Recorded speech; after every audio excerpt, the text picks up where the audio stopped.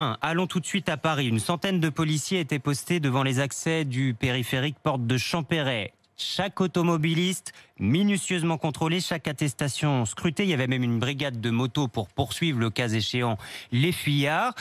Certains étaient en règle, d'autres pas, et ont donc commencé l'année avec une amende de 135 €. C'est le reportage de la rédaction ce matin, signé Maxime Lévy et Bettina de Guglielmo.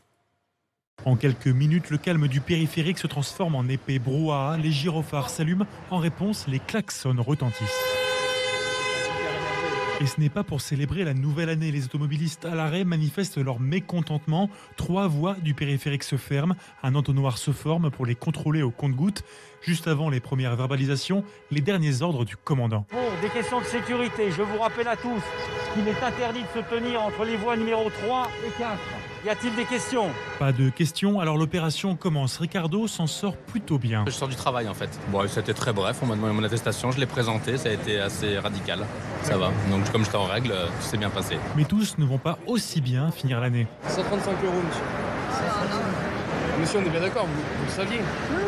Sans raison de sortie, certains ont tout de même tenté leur chance. Aikel a perdu, il le paye d'une amende. Je suis parti chercher mon ami à Aubervilliers. L'attestation que j'ai présentée, elle me dit qu'elle n'était pas valable. On est presque arrivé chez nous et voilà. Malheureusement, c'est 135 €, mais c'est énorme. C'est comme ça se passe des fois. Une voiture le suit, c'est celle de Mohamed. Il sort d'un petit dîner avec son fils, il le ramène chez lui. Il ne comprend pas l'amende. Je ne sais pas pourquoi elle m'a arrêté pour une contrevention pour 135 €. Mais je ne comprends pas pourquoi. Mais vous saviez qu'il y avait un couvre-feu? Je sais, mais bon, on n'est pas parti pour faire une soirée, etc. Une partie du périphérique bien agitée, mais lorsque l'on sillonne Paris, les rues sont désertes, rares sont les lumières aux fenêtres. Les quelques fêtards aperçus sautent du perron de leur immeuble directement dans leur taxi. Taxi qui cette nuit peuplait modestement Paris, en plus des patrouilles de police.